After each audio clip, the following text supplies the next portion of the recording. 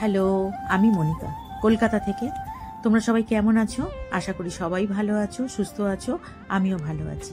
আগের পর্বে দেখিয়েছিলাম আমি ঘাটশিলা বেড়াতে এসেছি, তাই স্টেশন থেকেই শুরু করলাম। একটুখানি তোমাদের স্টেশন দেখে নিই, তারপর আগে আমাদের গন্তব্য তো শুরু হয়েই যাবে। তো চড়াই পাখিদের খেলা আর একবার দেখে নিই, ওরা কেমন মজা করে সকালটায় উপভোগ করছে সেটাই দেখার। ঘাটশিলা স্টেশন থেকে আমরা শুরু করলাম চলা। এখান থেকে 1 নম্বর প্ল্যাটফর্মে যেতে হবে, যেখান থেকে আমরা অটো পাবো। আমরা কিন্তু আমাদেরকে এই ট্রেন নামিয়ে দিয়ে চলে গেল কিন্তু টাটা জামশেদপুরে উদ্দেশ্যে। তাই ট্রেনটা চলে গেল, একটু দেখালাম। চলো চড়াই পাখিগুলোকে একটু দেখে আসি, ওরা কেমন খেলা করছে আর একবার দেখে নিই। কিন্তু তার আগে একটু পাহাড় সবুজটা একটু দেখে নাও, দেখো কি সুন্দর লাগছে না? আমার তো ভীষণ ভালো লেগেছে, কারণ এত কষ্ট করে আমরা গিয়ে যদি ভালো কিছু না দেখতে পেলাম তাহলে মনটা খুব খারাপ লাগতো। কিন্তু বিশ্বাস করো, প্রকৃতির বুকে যখন পড়লাম গিয়ে, মনে হলো না, আমার সব ক্লান্তি দূর হয়ে গেল। দেখো চড়াই পাখিগুলো কেমন খেলা করছে সকালবেলাটা। এই প্রান্ত থেকে ওই প্রান্ত, আবার কিছু পাখি ওখান থেকে এদিকে আসছে, খুব ভালো লাগছে দেখতে। এটাই ওদের খেলার জায়গা হয়েছে। আর দেখো রাশি রাশি চড়াই পাখি, আমরা এরকম দেখতেই পাই না। হয়তো একটা দুটো চড়াই পাখি, তাও খুব মুশকিল করে দেখা যায়, কিন্তু এখন আর পাখিও দেখা যায় না। আগে চড়াই পাখি আসতো আর আমরা কত দেখতাম, শালিক পাখি, চড়াই পাখি। এখন পাখিই দেখা যায় না আমাদের কলকাতা শহরে, কারণ গাছপালা নেই যে। সব তো দেশলাই বাক্সের মতো ফ্ল্যাট হয়ে গেছে। এক একটা বড় বড় টাওয়ার, 14 তলা 15 তলা সব টাওয়ার, তার মধ্যে শয়ে শয়ে ফ্যামিলি। কিছু করার নেই, জায়গা কম, মানুষ লোক সংখ্যা বেশি হয়ে গেছে, আর প্রকৃতি কোথায় পাবে? কিন্তু প্রকৃতিটা ধরে রাখা খুব দরকার আছে। আমার একার পক্ষে তো সম্ভব নয়, তাই বলে দিলাম আর কি। আমরা এখন চলেছি 1 নম্বর প্ল্যাটফর্মে। ওখান থেকে নেমে ফ্লাইওভার দিয়ে যাচ্ছি, ওখান থেকে নেমে আমরা অটো স্ট্যান্ডে যাব। আমরা কিন্তু ওখানে কোনো হোটেল বুক করে যাইনি। আমাদের যাওয়াটা এমনই হয়, কারণ আমরা হঠাৎ করে চলে যাই। হঠাৎ করে ঠিক হয়, হঠাৎ করেই চলে যাই। না আমাদের হোটেল ঠিক হয় থাকার জন্য, না আমাদের গাড়ি ঘোড়া ঠিক হয়, কিছুই ঠিক হয় না। আমরা ওখানে গিয়ে দেখি। তো আমরা যখন অটো স্ট্যান্ডে গেলাম, ওখান থেকে দেখলাম প্রচুর অটো রয়েছে, সবাই যারা ডাকছে। আমাদের ভরসা কিন্তু এই অটো দাদারাই, তাই তাদের উপর ভরসা করেই চলতে শুরু করলাম। দোকানপাট দেখতে দেখতে একটা অটো আমরা বুক করে নিলাম। এনারা হোটেল দেখাবেন। তো অনেকগুলো হোটেল খালি ছিল, কিন্তু পরিষ্কার হোটেল আমি কোথাও পাচ্ছিলাম না, তার জন্য পছন্দ হচ্ছিল না। দেখো, 1 রাত থাকি আর 2 রাত থাকি, সেখানে একটু পরিষ্কার পরিচ্ছন্ন না থাকলে থাকতে ভালো লাগবে? কারোর ভালো লাগবে না। তাই 5-6 খানা হোটেল দেখার পর একটা হোটেলই পছন্দ হয়েছে। আর সন্ধেও হয়ে গেছিল, আর আমরা পাচ্ছিলামও না। তারপরে নাকি অনেকটা দূরে যেতে হতো। তাই ওই দাদা যেখানে যেখানে ওনাদের পরিচিত থাকে, সেখান থেকে আমাদের নিয়ে চলে গেল সোজা হাইওয়েতে একটা হোটেলের ওখানে। হোটেলটা দেখে আমার কিন্তু ভয়ই লাগছিল, কারণ ফাঁকা। আমার লাগছিল ফাঁকা, আর একটা ব্রিজ আছে, ব্রিজের ঠিক পাশে হোটেলটা। আমার তো ভীষণ ভয় লাগছিল, কারণ জমজমাট ছিল না, লোকজন দেখছিলাম না। যাই হোক, ওখানে একটা রাত কোনো রকম কাটিয়েছি, ঘুম কিন্তু হয়নি। সকালবেলা পরিবেশটা তোমাদের দেখাচ্ছি। সকালবেলার পরিবেশটা দেখে তো বেশ ভালোই লাগছে, গাছপালায় ভরা, খুব সুন্দর ফাঁকা একটা জায়গা। কিন্তু আমার যেন হোটেলটা কেমন কেমন লেগেছে। যাই হোক, আমরা একটা রাত্রির ব্যাপার বলে আমরা ওখানে থেকে গেছি। আর এরপরে আমরা রওনা দেব অন্য জায়গায়, কারণ আমরা এবার সব শুদ্ধ নিয়েই বেরিয়ে গেছি। এই হোটেলে খাবারের ব্যবস্থা করার জায়গা আছে, কিন্তু খাবার নেই, এরকম একটা পরিবেশ ছিল। আমাদের খাবার আনতে এই হোটেল দাদা আবার অনেক দূর থেকে নিয়ে এসে দিয়েছে খাবার। অনেক কষ্ট হয়েছে রাত্রিবেলাটা, কিন্তু একটা রাতের ব্যাপার বলে আমরা কাটিয়ে দিয়েছি। কিন্তু হোটেলটা খুব পরিষ্কার পরিচ্ছন্নতা ছিল। আমরা রওনা দিলাম এবার যে সাইট সিনগুলো আছে ওগুলো দেখার উদ্দেশ্যে। দেখো, দুধারে জঙ্গল আর মাঝখানে রাস্তা, কি ভালো লাগছে রাস্তাগুলো। আমাদের কলকাতা শহরে তো রাস্তাটাও ভালো না, ওখানে তবু রাস্তাটা ভালো। চলে গেলাম সোজা সুবর্ণরেখা নদীর পাশ থেকে। দেখো ব্রিজটা যাচ্ছিল, ওইখানেই আমরা যাব। একটা একটা করে ওদের স্পট টপ জানা আছে, সেই আমাদের রাত্রেবেলাই বলে দিয়েছে যে আপনারা কিন্তু আমাকেই বলবেন, কারণ যেহেতু আমি আপনাদের নিয়ে এসেছি। আর এই দাদাটা ভরসা দিয়েছিলেন, রাতে যদি কোনো রকম প্রবলেম হয় আপনি আমাকে ফোন করবেন। ওই কথাটা শুনে আমাদের আরো ভয় লেগেছিল, তাহলে কি কোনো প্রবলেম হতে পারে। আমরা বিশ্বাস করুন রাত্রেবেলাটুকু ঘুমাতে পারি না। যাই হোক, এই ব্রিজের ওপর দিয়ে যখন যাচ্ছিলাম, দাদাকে বললাম একটু দাঁড়ান না, সুবর্ণরেখা নদীটাকে ভালো করে দেখি। উনি বললেন ঠিক আছে, আমি একটু সাইড করি, তারপর দাঁড়াচ্ছি। তা উনি দাঁড়ালেন যখন, তখন আমরা ভালো করে সুবর্ণরেখা নদীটা দেখছিলাম। খুব সুন্দর লাগছিল সুবর্ণরেখা নদীটা দেখতে। কত বড় নদী, যে জায়গায় যাচ্ছিলাম সে জায়গাতেই নদী। আর ওখানে কয়লার খনি আছে ওই পাশটায়, বাঁদিকে দেখছো না কালো কালো, ওগুলো কয়লার খনি আছে। মানে ওখানে পুড়িয়ে বললো এটা যখন শুকিয়ে যায় তখন এই কয়লাগুলো বা পলিগুলো চেলে সোনা পাওয়া যায়। উনি এই কথাই বললেন। যাই হোক, আমরা দেখে নিলাম যে সুবর্ণরেখা নদীটা কিরকম। ওখান থেকে সুবর্ণরেখা নদীর একদম কাছে আমরা চলে গেলাম। আর এই প্রান্ত থেকে ওই প্রান্তে যাবার নাকি রাস্তা ওইটা, যেখানে ওই দুজন দাদারা যাচ্ছেন ওইখানে নাকি যাওয়ার রাস্তা। কিন্তু আমরা যাওয়ার সাহস পাইনি, কারণ আমি তো পড়ে গেলেই একদম বোধহয় ভেসে চলে যাবো, এরকম একটা ব্যাপার। তাই আমি আর যাইনি। কিন্তু ধারে দাঁড়িয়ে দাঁড়িয়ে সুবর্ণরেখা নদীর আমি শব্দগুলো শুনছিলাম। নদী কি সুন্দর চলছে, নদীর আওয়াজটা ভালো করে শুনছিলাম, যে জল বয়ে যাচ্ছে, যে একটা শব্দ হয় না, ভীষণ সুন্দর লাগছিল শুনতে।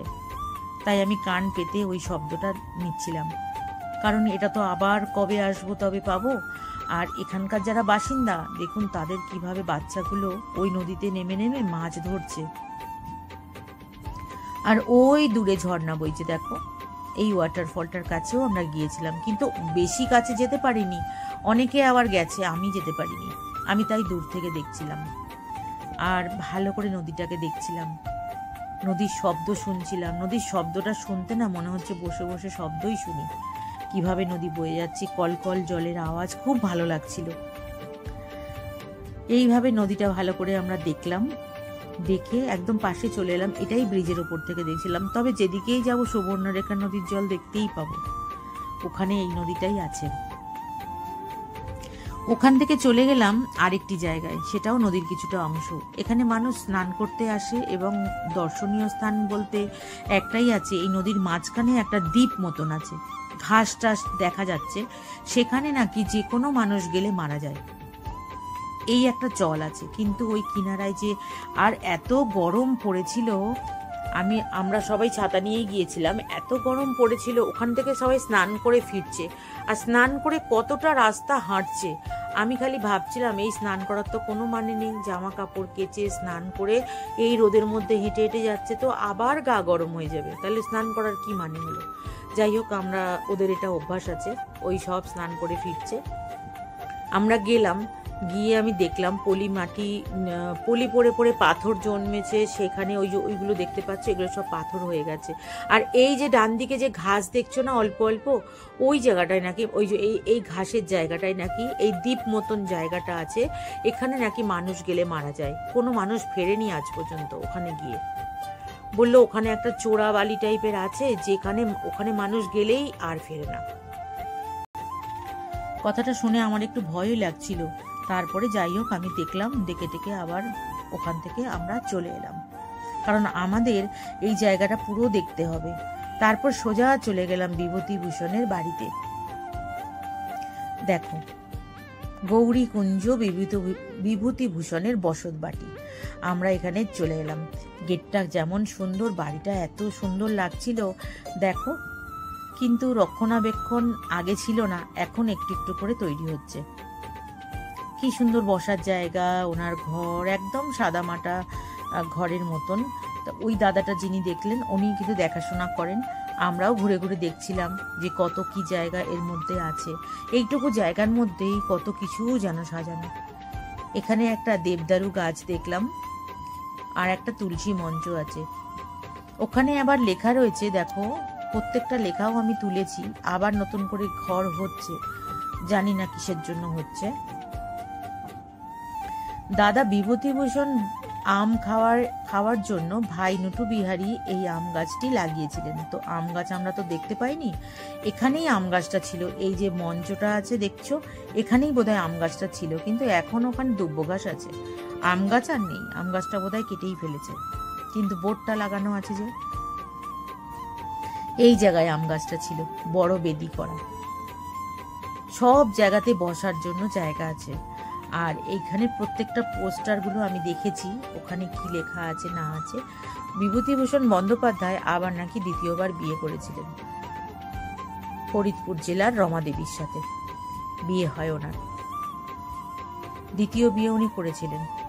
এই একটা আছে স্মৃতিসৌধ, মানে আঁকা আছে আর কি, এইভাবেই আমাদের জানতে হবে। আর এটা হচ্ছে মঞ্চ, তারাদাস মঞ্চ, অপুর পাঠশালা।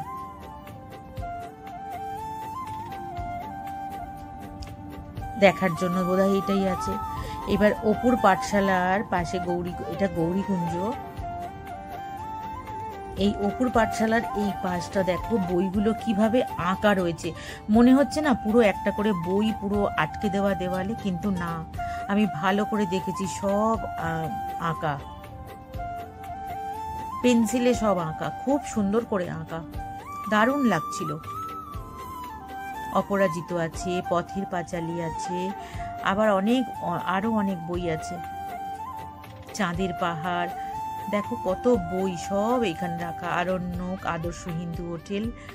জানো তো এইসব জায়গাগুলো একদিনে ঘোরা সম্ভব হয় না, কম করে 2-3 দিন সময় নিয়ে আসলে ভালোভাবে ঘোরা যায়। সাইট সিনগুলো হয়তো দেখা হয়ে যায়, কিন্তু তুমি ধীরে সুস্থে দেখতে গেলে তবে কিন্তু ওখানে থেকে দেখতে হবে, কারণ পুরো প্রকৃতি তুমি দেখতে পাবে। যাই হোক, তোমরা এইভাবে যেভাবে আমার পাশে আছো, এইভাবে আমার পাশে থেকো, আমাকে এইভাবে উৎসাহ দিয়ে যেও। নতুন বন্ধুদের জানাই অনেক অনেক ভালোবাসা, পুরনো বন্ধুদেরও অনেক অনেক ভালোবাসা জানাই, কারণ তোমরা পাশে না থাকলে আমার এগিয়ে যাওয়াটা সম্ভব হতো না। আর যদি ফেসবুক থেকে আমাকে দেখতে থাকো, তাহলে আমার এই নামেই একটা পেজ আছে, প্লিজ তোমরা একটু পারলে ফলো করে দিও। ওখানেও কিন্তু আমার ব্লগ দেওয়া হয়, তোমরা একটু ফলো করে দিও। ডিসকভার মনিকা আমার এই চ্যানেলের নামেই কিন্তু ফেসবুকে পেজ আছে, শুধু ডিসকভার মনিকা লিখলেই হবে, তাহলেই তোমরা পেজটা পেয়ে যাবে। আর নতুন বন্ধু যারা আছো তারা সাবস্ক্রাইব করে আমার পাশে থেকো, আর পাশে রাখা অল নোটিফিকেশনটা অন করে দিও, তাহলে কি হবে, আমি যখন নতুন ভিডিও দেব তোমাদের কাছে নোটিফিকেশন পৌঁছে যাবে। তোমরা সবাই ভালো থেকো, সুস্থ থেকো, আবার তোমাদের সঙ্গে আমার দেখা হবে। আর এই ব্লগটা যদি তোমাদের ভালো লাগে, আমি আর একটা পর্ব নিয়ে আসবো, কারণ পার্ট 1-এ যতটুকু দেখিয়েছি, পার্ট 2-তে এতটা দেখালাম, আরও আছে দেখার জন্য। কিন্তু সত্যি বলবো, ঘাটশিলা জায়গাটা আমার ভীষণ ভালো লেগেছে। 6 ঘন্টা লেট করে আমি যখন পৌঁছালাম ওখানে, কিন্তু তাও আমি বলবো ভালো লেগেছে, খুবই ভালো লেগেছে। এরপরে যদি কখনো যাই তো হাতে সময় নিয়ে অবশ্যই যাব ওখানে। তোমরা দেখতে থাকো, এইভাবেই আমার পাশে থেকো, যেভাবে তোমরা আমার হাত ধরে আছো, কখনো ছেড়ে দিও না, কারণ তোমাদের উৎসাহ এবং তোমাদের ভালোবাসায় কিন্তু আমি এতটা পথ চলতে পারছি এবং আগামী দিনেও পারবো। তাই বলবো, তোমাদের সাহায্য এবং তোমাদের ভালোবাসাটা আমার খুব দরকার। তোমরা পাশে থেকে সাহায্য করো, এটাই আমার যথেষ্ট, আমি এটাই তোমাদের বলতে চাই। আর ফেসবুকটা আমার ডিসকভার মনিকা নামে আছে, তোমরা পারলে একটু ফলো করে দিও। ওখানে কিন্তু 76 লিখো না, শুধু ডিসকভার মনিকা লেখো, তাহলেই আমাকে পেয়ে যাবে, ওটাই আমার পেজ। একটু ফলো করে দিও যদি তোমরা পারো, তোমাদের ভালো লাগে তো। তোমরা সবাই দেখতে থাকো। আজকের মতো তাহলে আসি, আবার আরেকটা ব্লগ রেডি করব, সেটাও নিয়ে আসবো। তোমরা যদি সময় পাও 2-3 দিনের জন্য ঘাটশিলা ঘুরে এসো, তোমাদেরও ভালো লাগবে, কারণ আমার ভীষণ ভালো লেগেছে। তবে এতটা জার্নি তো ওখানে না থেকে করা সম্ভব হয় না, ওখানে যদি থেকে জার্নিটা করা যায় তাহলে কিন্তু প্রত্যেকটা জিনিস আরো সুন্দর করে উপভোগ করা যেত। আজকের মতো আসি, তোমরা সবাই ভালো থেকো।